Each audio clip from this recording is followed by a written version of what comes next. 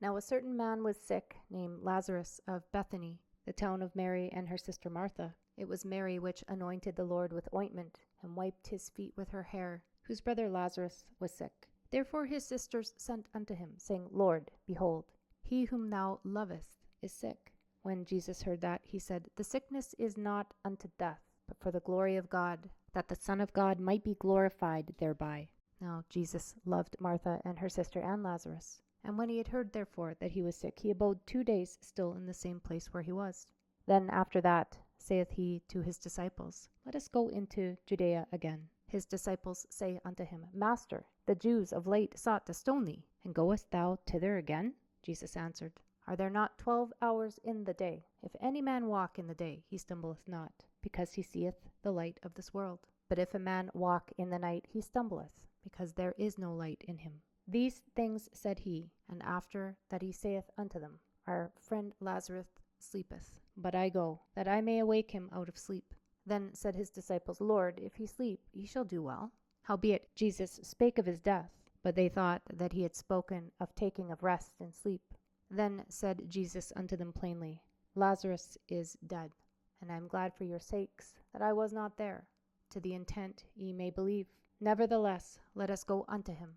Then said Thomas, which is called Didymus, unto his fellow disciples, Let us also go, that we may die with him. Then when Jesus came, he found that he had lain in the grave 4 days already. Now Bethany was nigh unto Jerusalem, about 15 furlongs off. And many of the Jews came to Martha and Mary to comfort them concerning their brother.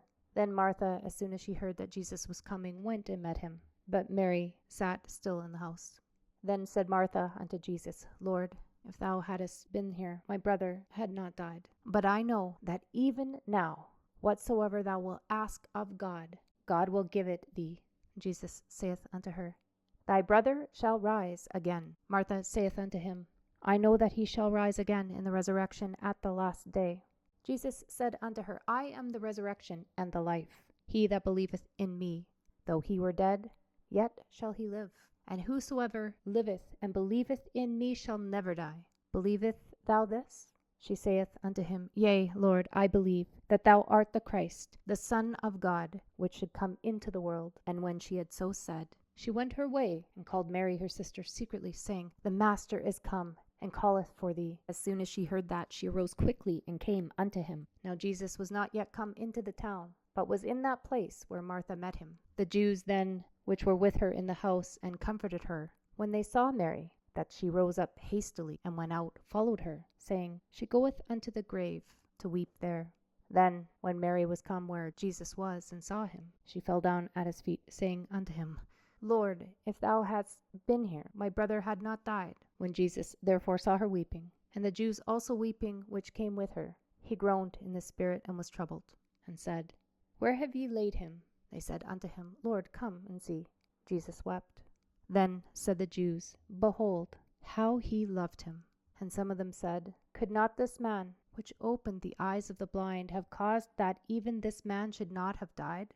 Jesus therefore, again groaning in himself, cometh to the grave.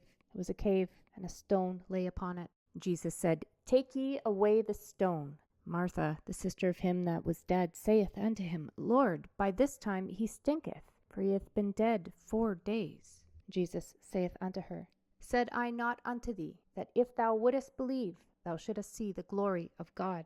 Then they took away the stone from the place where the dead was laid. And Jesus lifted up his eyes, and said, Father, I thank thee that thou hast heard me.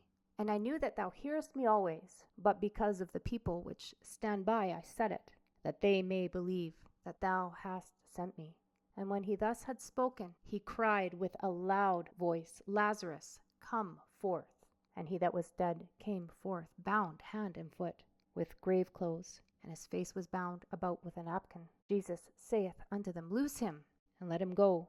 Then many of the Jews which came to Mary, and had seen the things which Jesus did, believed on him. But some of them went their ways to the Pharisees, and told them what things Jesus had done. Then gathered the chief priests and the Pharisees a council, and said, What do we? For this man doeth many miracles. If we let him thus alone, all men will believe on him, and the Romans shall come and take away both our place and nation. And one of them, named Caiaphas, being the high priest that same year, said unto them, Ye know nothing at all, nor consider that it is expedient for us that one man should die for the people, and that the whole nation perish not. And this spake he not of himself, but being high priest that year, he prophesied that Jesus should die for that nation, and not for that nation only, but that also he should gather together in one the children of God that were scattered abroad. Then from that day forth they took counsel together for to put him to death.